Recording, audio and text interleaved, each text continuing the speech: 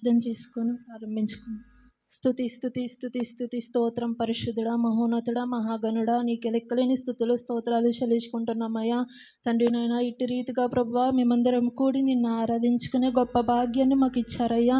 అందుని బట్టి నీకే స్తోత్రాలు చెల్లించుకుంటున్నామయ్యా. తండ్రి ఇక్కడ నిలవబడి ప్రభా నేను చెప్పుచుండగా ప్రభా నా ద్వారా ప్రభా ఇక్కడ ఉన్న ప్రతి ఒక్కరితోటి ప్రభా సూటిగా స్పష్టంగా మాట్లాడమని ప్రభా నన్ను మీ చేతులకు అప్పగించుకుంటున్నానయ్యా. తండ్రి మాట్లాడేది నేనైనప్పటికీ ప్రభా నా ద్వారా ఇక్కడ ఉన్న ప్రతి ఒక్కరితోటి మీరేం మాట్లాడమని అడుగుతున్నాను యేసయ్య. తండ్రి నేను మాట్లాడే మాటలు ప్రభావాలు ఇక్కడ విడిచిపెట్టుకున్న ప్రభా హృదయంలో ఉంచుకొని ప్రభా వాటిని అనుసరించి నడుచుకోవడానికి కృప చూపించమని ప్రభా నన్ను మీ చేతులకు అప్పగించుకుంటూ నా ఈ చిన్ని ప్రార్థన ఆలకిస్తారని యేసు నామములో అడిగి వేడుకొని ప్రార్థన చేయుచున్నాం మా పరమ తండ్రి, ఆమేన్. ఈరోజు నేను తీసుకున్న టాపిక్ ఏంటంటే దేవుడు ఎవరిని ఎన్నుకున్నాడు అంటే ఆయన ఎవరిని ఎన్నుకున్నాడు ఈ బైబిల్లో నుంచి అనేది ఈరోజు నేను మీకు చెప్దాం అనుకుంటున్నాను. మొదటిగా దావీదు మనందరికీ తెలుసు. దావీదుని దేవుడు ఎన్నుకున్నాడు. ఆయన ఫస్ట్ దావీదు ఏం చేసేవాడు? గొర్రెల కాపరి కదా. గొర్రెల కాపరిని దేవుడు ఎన్నుకున్నాడు. అతన్ని తర్వాత ఏం చేశాడు? రాజుగా చేశాడు. ఫస్ట్ గొర్రెల కాపరిని ఎన్నుకొని రాజుగా చేసిన దేవుడు. అలాగే మొదటి సమూయేలు 16వ అధ్యాయం 11వ వచనం.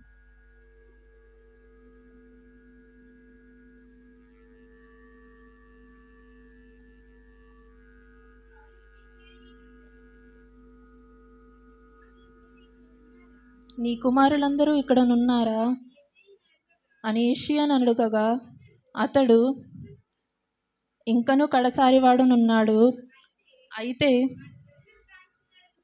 వాడు గొర్రెలను కాయుచున్నాడని చెప్పాను.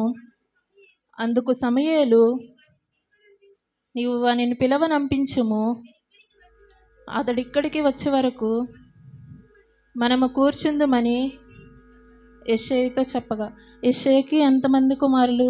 7 కుమారులు. అందులో లాస్ట్ ఈ దావీదు కదా. అయితే సమూయేలుకి దేవుడు సెలవిస్తారన్నమాట. అక్కడికి వెళ్ళి వాళ్ళ దగ్గరికి వెళ్తే ఎవరినో ఒకరిని అభిషేకిస్తాను నీ ద్వారా అనేసి సమూయేలుతో దేవుడు మాట్లాడతారు. మాట్లాడినప్పుడు అప్పుడు సమూయేలు యెషయా దగ్గరికి వెళ్ళినప్పుడు యెషయా ఏంటి తన కుమారులందరినీ అంటే 7 కుమారులు అయితే 6 అక్కడ ఉన్నారు. అయితే సమూయేలు అడుగుతాడు ఏంటి ఇంకా ఎవరన్నా ఉన్నారా అంటే ఏంటి లాస్ట్ ఒకడు ఉన్నారు. అదెవరు? దావీదు ఉన్నాడు. తను ఏంటి గొర్రెలను కాచుకుంటున్నాడు అప్పుడు. అయితే ఇక్కడున్న 6 దేవుడు ఎన్నుకోలేదు. అంటే దేవుడు సమూయేలు ద్వారా అభిషేకించలేదు. అక్కడ ఉన్న 6 ఎవరిని అభిషేకించారు? ఇక్కడ గొర్రెలు కాచుకుంటున్నటువంటి దావీదును పిలిపించి అప్పుడు దావీదుని ఎన్నుకున్నాడు. అక్కడ దావీదు లేడు. గొర్రెలను కాచుకుంటున్న దావీదుని పిలిపించి మరి దేవుడు దావీదుని ఎన్నుకున్నాడు. అలాగే ఏంటంటే మనం కూడా కొన్నిసార్లు ఏంటంటే అనుకూలం పరిస్థితిలో లేనప్పుడు కూడా దేవుడు ఏంటంటే మనల్ని ఎన్నుకుంటాడు. అలాగే ఇంకా చూసుకున్నామంటే మనకి అపోస్తలుల గురించి మనకు తెలుసు. అపోస్తల కార్యము 5వ అధ్యాయం 17 నుంచి 42 వరకు మనం చూసుకున్నామంటే అక్కడ తెలుస్తుంది ఏంటి అపోస్తలులందరూ వాక్యం ప్రకటించడానికి వెళ్ళినప్పుడు ఏంటంటే అక్కడ ఉన్నటువంటి ప్రధాన యాజకులను ఇంకా వాళ్ళ సైనికులందరూ కలిసి వాళ్ళందరినీ ఏం చేస్తారు? చెరసాలలో వేసేస్తారు దేవుని వాక్యం బోధిస్తున్నందుకు. అప్పుడు దేవుడు వారిని వదిలేశాడా? ఎందుకంటే అక్కడ దేవుడు అపోస్తలులందరినీ ఎన్నుకున్నాడు. ఎన్నుకొని ఏంటి అక్కడ ఉన్న వారందరికీ వాక్యం బోధించాలని దేవుడు అనుకున్నాడు. వాళ్ళ ద్వారా అనేక మందిని రక్షించాలని దేవుడు వారిని ఎన్నుకున్నారు. కాబట్టి వాళ్ళు ఏంటి చెరసాలలో వేసినప్పటికీ ఆయన దూతల్ని పంపించి ఆ చెరసాల తలుపులు తెరిచి వారిని బయటికి పంపించి దేవాలయంలోకి వెళ్ళమని చెప్తారు. దేవాలయంలోకి వెళ్ళాక ఏంటి వారు అక్కడ దేవుణ్ణి ప్రకటిస్తూ ఉంటారు. ఆ రాత్రి అదంతా జరుగుతుంది. ఉదయంనే లేచి అక్కడ ఉన్నటువంటి బండ్రోతులు ఎవరైతే ఉంటారో వెళ్ళి ఆ చెరసాల తలుపు వేసే ఉంటుంది. అక్కడ ఎవరైతే కాపలా కాస్తున్నారో వాళ్ళు కూడా అక్కడ ఉంటారు. అయితే వాళ్ళు చూసేటప్పటికి లోపల వాళ్ళందరూ ఉంటారా? ఎవరు ఉండరు అక్కడ. ఎందుకంటే దేవుడు తన దూతను పంపించి అపోస్తలులను అందరినీ ఎన్నుకున్నాడు కాబట్టి వాళ్ళ ద్వారా అనేక మందిని రక్షించాలనుకున్నారు కాబట్టి వాళ్ళందరినీ ఏంటి దేవాలయంకి ఆల్రెడీ పంపించేశారు. అయితే పంపించినప్పటికీ ఏంటంటే వాళ్ళు అక్కడ ప్రకటిస్తున్నారు కదా, వాళ్ళందరినీ చంపేద్దామని అనుకుంటారు. రాళ్ళతో కొట్టి చంపేద్దాం అనుకుంటే అది జరుగుతుంది అక్కడ. అయితే దానికంటే ముందుగా చాలామంది వెళ్ళి వాక్యం ప్రకటించాలి అని అనుకుంటారు. వెళ్ళిన వారిని చాలామందిని చంపేస్తారు కూడా.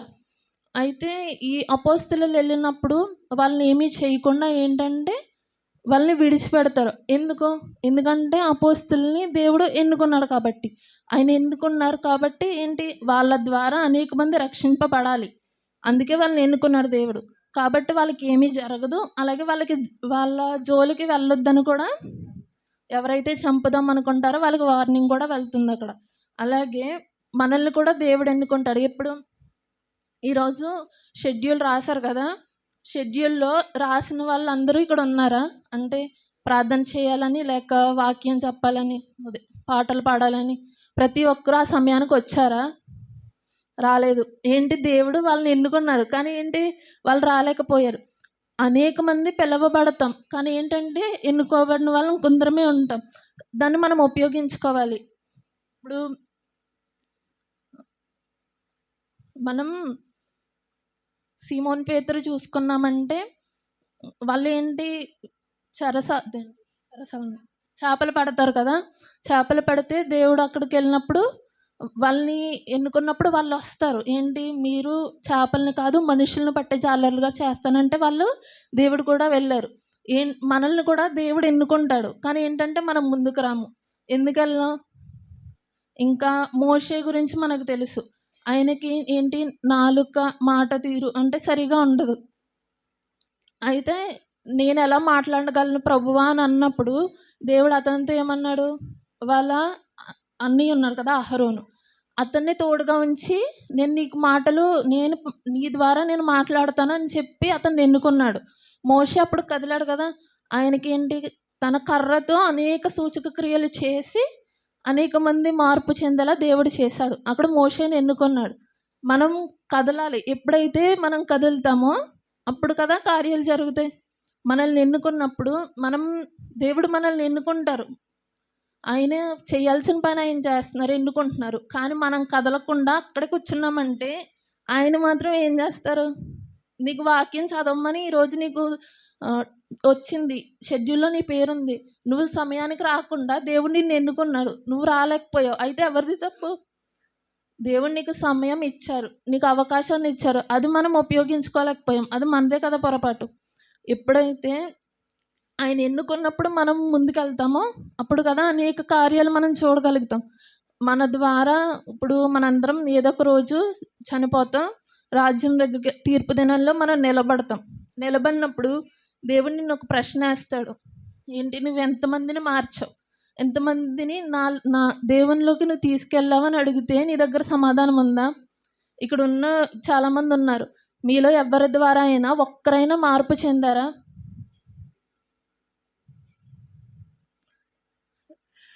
కొంతమంది అంతే. చూడండి, ఇంతమంది అయినా పక్కన వాళ్ళని మార్చడానికంటే ముందు మనం ఎలా ఉన్నాం? దేవునిలో పరిశుద్ధంగా ఉన్నామా? దేవునిలో విశ్వాసంగా ఉన్నామా? నమ్మకం కలిగి ఆయన కార్యం చెయ్యాలని సిద్ధపడ్డామా? ఏంటంటే మనమే సరిగ్గా లేము, ఇంకా పక్కన వాళ్ళు ఏం మారుస్తాం, అంతే కదా. ఇన్ని రోజుల నుంచి మనం వాక్యం విని ఆయన గురించి తెలిసి కూడా మనమే ఇలా ఆలస్యం చేస్తుంటే ఇంకా మనం మార్చాలనుకుంటే వాళ్ళు ఎలా మారుతారు మనల్ని చూసి? ఎప్పుడైతే మనం సరిగ్గా ఉన్నామో మనల్ని చూసి కదా వాళ్ళు మారుతారు. అడుగుతారు తీర్పు దినం ప్రతి ఒక్కరికి, ఇక్కడ ఉన్న ప్రతి ఒక్కరికి ఒక రోజు మనం తీర్పులో నిలబడతాం. ఆ రోజు మన దగ్గర సమాధానం ఉండేలాగా మనందరం చూసుకోవాలి. లూకా 7:36.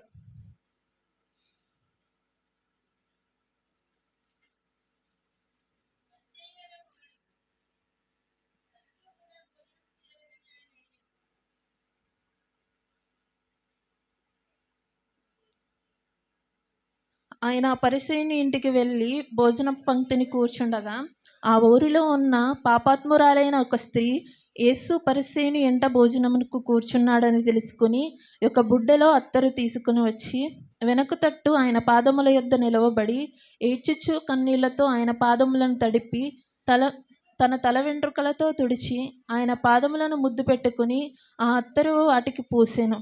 ఇక్కడ ఏంటంటే ఇక్కడ మనం చూసుకున్నామంటే మనందరికీ తెలిసిన ఇది స్టోరీయే కదా! పాపాత్మురాలైన ఒక స్త్రీ గురించి దేవుడు ఇక్కడ చెప్తున్నాడు. ఏం చెప్తున్నాడంటే ఆమె ఏంటి పాపం చేసి ఒప్పుకోవడానికి దేవుని దగ్గరకొస్తది. దేవుని దగ్గరకొచ్చినప్పుడు ఆమె ఏం చేస్తది?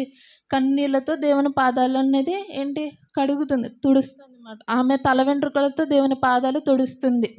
అయితే తర్వాత ఏమవుతుందంటే అలా జరిగినప్పుడు లాస్ట్‌కి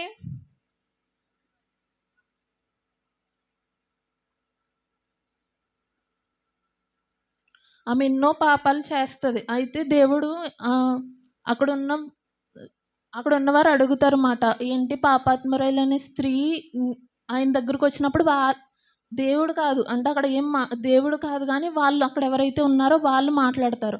ఈమె పాపాత్మురాలైన స్త్రీ కదా! ఎందుకిలా చేస్తుంది అంటే ఆమె దగ్గరున్నటువంటి అత్తరు దేవుని పాదాలకు పోస్తుంది కాబట్టి ఎందుకీమె ఇలా చేస్తుంది అని మాట్లాడుకుంటారు. ఆమె గురించి అనేక విధాలుగా మాట్లాడుకుంటే అప్పుడు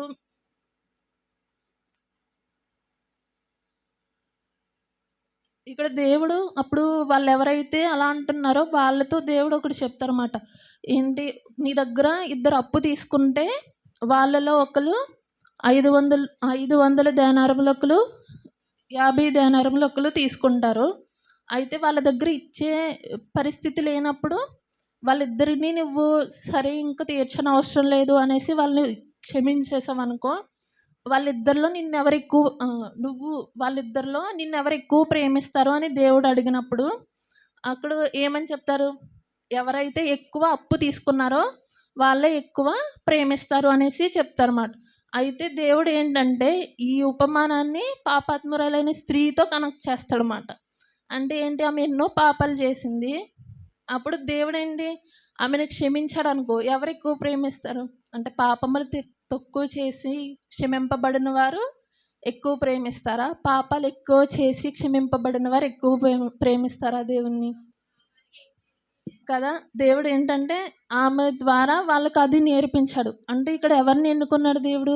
పాపాత్మురాలైన స్త్రీని. ఆమె ఎన్ని పాపాలు చేసినప్పటికీ కూడా ఆమెని దేవుడు క్షమించి ఆమెను ఎన్నుకున్నాడు. అలాగే మనం కూడా ఈ లోకంలో ఎన్నో పాపాలు చేస్తూ ఉంటాం. మరి అంత పెద్ద పెద్ద పాపాలు చేయకపోయినా చిన్న చిన్న పాపాలు మనం చేస్తూ ఉంటాం. కానీ మనం అక్కడ ఏం చేయాలి? మనం ఎప్పుడైతే ఒప్పుకుంటామో మనం క్షమింపబడతాము. సీమోను పేతురుకి దేవుడు వచ్చి తీసుకెళ్ళాడు కదా! వచ్చి ఎన్నుకున్నాడు కదా! సీమోను పేతురుకి కనపడ్డాడు కదా! ఆయన ఎన్నుకున్నాడు కాబట్టి వెళ్ళాడు అని అనుకుంటాం. ఇప్పుడేంటి దేవుడు మన దగ్గరికి వచ్చి మనల్ని చేయి పట్టుకుని తీసుకెళ్ళాలి. అప్పుడే కదా మనం దేవుని సన్నిధికి త్వరగా వస్తాం. అంతేనా? అప్పుడు సీమోను పేతురుకి కనపడ్డాడు కాబట్టి వెళ్ళాడు. ఇప్పుడు నాకు కనబడట్లేదు దేవుడు అందుకని నేను వెళ్ళను అని అనుకుంటున్నామా? మన విశ్వాసం ఎలా ఉంది? అంటే దేవునిలో మనం ఎలా ఉన్నాం? మన భక్తి జీవితం ఎలా ఉందనేది ఒకసారి మనం చూసుకోవాలి. ఇప్పుడేంటంటే మనం చూసుకున్నామంటే మనుషులు దేనిని లక్ష్యపెడతారు? మన పై రూపాన్ని చూస్తారు. మనతో స్నేహం చేయాలన్నా, లేకపోతే మనతో ఉండాలన్నా ఆళ్ళు ఏం చూస్తారు? నీ డబ్బు, లేకపోతే నీ కలర్, నీకున్న పరపతి ఇవన్నీ చూస్తారు. అదే దేవుడు నిన్ను ఎన్నుకోవాలంటే ఏం చూస్తాడు? నీ హృదయాన్ని చూస్తాడు. నీ హృదయం ఎలా ఉందో దేవుడు చూసినప్పుడు నిన్ను ఎన్నుకుంటాడు. మనం అట్టి రీతిగా మనం జీవించాలి. దేవుడు మనల్ని ఎన్నుకునే విధంగా మనం ఉండాలి. ఇంతమందిలో దేవుడు నిన్ను ఎన్నుకున్నాడంటే అది నీకు ఎంత సంతోషంగా ఉంటుంది. ఈరోజు నువ్వు వచ్చి ఒక సాక్ష్యం చెప్పుకున్నావు అంటే దేవుడు నిన్నంతా నీకు అనారోగ్యం ఇచ్చి ఈరోజు నీకు ఆరోగ్యం ఇచ్చాడు. అంటే ఏంటి? ఇంకా దేవుడు నీ ద్వారా ఏదో కార్యం చేయాలనుకుంటున్నాడనే కదా! ఆ అవకాశాన్ని నువ్వు ఇవ్వాలి దేవునికి. ఇవ్వకపోతే ఆయన ఏం చేస్తాడు? మనం అవకాశం ఇవ్వాలి కదా! దేవుడు నీకు ఛాన్స్ ఇచ్చారు. ఆ ఛాన్స్‌ని మనం ఉపయోగించుకోవాలి. నిన్ను ఎన్నుకున్నప్పుడు నువ్వు ముందుకొచ్చి దేవుని మాటలు ఎప్పుడైతే బోధిస్తావో అప్పుడు దేవుడు కదా నిన్ను నిలవబెట్టుకుని అనేక మంది నీ ద్వారా రక్షింపబడ్డారంటే అది నీకు ఎంత సంతోషంగా ఉంటుంది. మీకు ఆల్రెడీ నేను వాక్యం చెప్పినప్పుడే ముందెప్పుడో చెప్పినప్పుడు నేను ఆల్రెడీ చెప్పాను. నేను ఫస్ట్ టైం చెప్పినప్పుడు హాస్టల్‌లో వాక్యం చెప్పినప్పుడు అస్సలు బాగా చెప్పలేదు. మా అమ్మ దగ్గర ఏడ్చానని కూడా మీ అందరికీ చెప్పాను. ఆ రోజు నేను ఆగిపోయి ఉంటే ఈరోజు ఇలా నిలబడి మీ అందరి ముందు నేను వాక్యం చెప్పేదాన్నా? లేదు కదా! ఆ రోజు నేను ఆగలేదు. మళ్ళా తర్వాత ట్రై చేశాను. తర్వాత చర్చ్‌లో చెప్పాను. చర్చ్‌లో చెప్పినప్పుడు ఫస్ట్ టైం నేను చెప్పిన వాక్యం ఏంటి? ఇదిగో ఇప్పుడు ఇంతమందిగా వాక్యం గుర్తుంది. అంటే నేను మొదటిసారి చెప్పినప్పుడు నేను చెప్పిన వాక్యానికి నేను సాటిస్ఫై అవ్వలేదు. ఏడ్చాను. ఏంటి దేవా! నేను ఏం ప్రిపేర్ అయితే నేను అక్కడికెళ్ళి ఏం చెప్పానని నేను బాధపడ్డాను. ఆ రోజు గనక నేను ఆగిపోయుంటే, ఈరోజు ఇంతమందితో దేవుడు మొదటిసారి నేను ఈ చర్చ్‌లో వాక్యం చెప్పినప్పుడు ఇంతమందితో దేవుడు మాట్లాడేవారు కాదు. కదా! నా ద్వారా ఇక్కడ ఇంతమందితో మాట్లాడారు. ఆ వాక్యం ఇక్కడ ఇంతమందికి గుర్తుంది. అది నాకెంత సంతోషంగా ఉంటుందిప్పుడు. దేవుడి సన్నిధిలో నేను వాక్యం చెప్పాను. అది ఇంతమందికి గుర్తుందంటే చాలా గ్రేటే కదా! అది కూడా ఫస్ట్ టైమ్ ఎప్పుడో చెప్పినప్పుడు. ఈ ఇయర్ కూడా కాదు, లాస్ట్ ఇయర్ చెప్పాను. అది ఇంకా గుర్తుంది. అదెంత సంతోషంగా ఉంటుంది. కాబట్టి ఏంటంటే, మనం ఎప్పుడైతే ముందడుగేస్తామో అప్పుడే కదా మన ద్వారా ఒకళ్ళు మార్చబడ్డారు అనే మాట మనకెంతో సంతృప్తినిస్తుంది. అలాగే ఇంకా మా హాస్టల్‌లో ఒక అక్క ప్రేయర్ స్టార్ట్ చేసింది. అప్పుడు ఒక గ్రూప్ మాత్రమే ఉండేది. ఇప్పుడు 3 గ్రూపులున్నాయి, ప్రేయర్ గ్రూప్స్. అంటే వాళ్ళు స్టార్ట్ చెయ్యకపోయి ఉంటే ఈరోజు ఆ 3 గ్రూపులు ఉండేవి కాదు. ఆ రోజు మేమందరం వాక్యం వినేవాళ్ళం. వాళ్ళు విత్తిన విత్తనాలు ఈరోజు 3 గ్రూపుల కింద తయారయ్యాయి. అందులో ఒక చెల్లి బాప్తీసం తీసుకుంది. వాక్యం చెప్పడానికి, "అక్క నాకు ప్రేరేపణ రావట్లేదు, నేను చెప్పలేను" అని వెనకడుగేసింది. చాలా రోజులు చెప్పడం మానేసింది. ఈరోజు ఆ చెల్లి ఒక గ్రూప్‌ని నడిపిస్తుంది. తనిప్పుడు లీడ్. ఒక గ్రూప్‌ని నడిపిస్తుంది. అనేక మందికి వాక్యం చెప్పి ఆ గ్రూప్‌ని ఇంకా అలా నడిపిస్తుంది. దేవుడు అలా తననేంటి ముందు ఎన్నుకున్నప్పుడు తనేంటి వెనకడుగేసింది. తర్వాత ఎన్నుకున్నప్పుడు ఏంటి ముందుకు నడిపిస్తుంది. ఇప్పుడు అది తనకెంత గొప్పగా ఉంటుంది. నేను ఒక గ్రూప్‌నే నడిపిస్తున్నాను. అలాగే ఏంటంటే ఇందులో మనం చూసుకున్నామంటే పాస్టర్ గారు మొన్న వీక్ చెప్పినట్టున్నారు. స్త్రీల సమాజం వాళ్ళకి కూడా వాక్యం క్లుప్త సందేశంకి పేర్లు రాయమన్నారు అని చెప్పారు కదా! మీలో ఎంతమంది చెప్పడానికి సిద్ధంగా ఉన్నారు? వాళ్ళు ఫోన్ చేసి వాక్యం చెప్తారా అంటే, అయ్యో! నేను చెప్పలేనమ్మా అనే దానికంటే, నేను చెప్తాను అని ఒకసారొచ్చి ఇక్కడ నిలబడి చెప్పండి. దేవుడు మిమ్మల్ని లీడ్ చేసుకుంటారు. దేవుడు మిమ్మల్ని ఎన్నుకున్నప్పుడు, ఆ రోజు మోషే మాట సరిగా మాట్లాడలేని మోషే చేత అనేక సూచక్రియలు చేసిన దేవుడు, నువ్విక్కడ నిలవబడితే నీ ద్వారా ఇక్కడున్న ప్రతి ఒక్కరితో ఎందుకు మాట్లాడడు? మాట్లాడతారు కదా! మోషే ముందడుగేశారు. ఇలా వాళ్ళు ఎన్నుకోబడ్డారు, ముందడుగేశారు కాబట్టి వాళ్ళ గురించి మనం చెప్పుకుంటున్నాం. ఎవరో మన గురించి చెప్పుకోక్కర్లేదు. మన చర్చ్ వాళ్ళే మన గురించి చెప్పుకుంటే అదొక ఆనందం. దేవుడు మన కోసం ప్రాణం పెట్టారు కదా! ఆయన కోసం చిన్నగా ఆయన మనల్ని చూసి సంతోషపడే విధంగా మనం ఏదో ఒక కార్యం చేయాలి. అటు రీతిగా మనం ఉండాలి. అలా మనం ఎప్పుడైతే ఉంటామో మనల్ని చూసి దేవుడు సాక్ష్యం చెప్పుకుంటారు. అలా మనమందరం జీవించాలి. ఈ రోజు నుంచి ఇప్పుడు అమూల్య రాస్తదేమో షెడ్యూల్. ఎవరికన్నా ఫోన్ చేసి రేపు క్లుప్త సందేశం మీదే, లేక రేపు వాక్యం మీదే, లేక పాట మీది, ఆరాధన మీది అన్నప్పుడు ఎంతమంది వెనక్కి అడుగేయకుండా ఉంటారో నేను చూస్తాను. ఎందుకంటే ఈరోజు నేను చెప్పిన మాటలు ఇక్కడ ఉన్న ఒక్కరికి కాదు, అనేక మందికి దేవుడు అనేక మందితో మాట్లాడుంటారు నాకు తెలిసినంత వరకు. ఎందుకంటే ఇక్కడ చాలామంది వెనకడుగేస్తున్నారు క్లుప్త సందేశం చెప్పడానికి కూడా. నెక్స్ట్ వీక్ ఎంతమంది అలా వెనకడుగేయకుండా ఉంటారో, దేవుణ్ణి ఎంతమంది ఆరాధిస్తారో, ఆయన్ని మహిమపరచడానికి ఎంతమంది సిద్ధపడతారో ఆయన చూస్తాడు. ఆయన తప్పకుండా చూస్తాడు. మీరందరూ నిలబడాలని కోరుకుంటున్నాను. ఒక దావీదు ఎలా అయితే ఎన్నుకోబడి అనేక మందిని రక్షించాడో, లేక ఒక మోషే అనేక మందిని ఎలా అయితే రక్షించాడో, మనం కూడా ఒక ఆత్మనైనా రక్షించి దేవుని పిలుపులో మనం ఎత్తబడే విధంగా మనం ఉండాలని నా ఈ చిన్ని మాటలు దేవుడు దీవించునుగాక. ఆమేన్.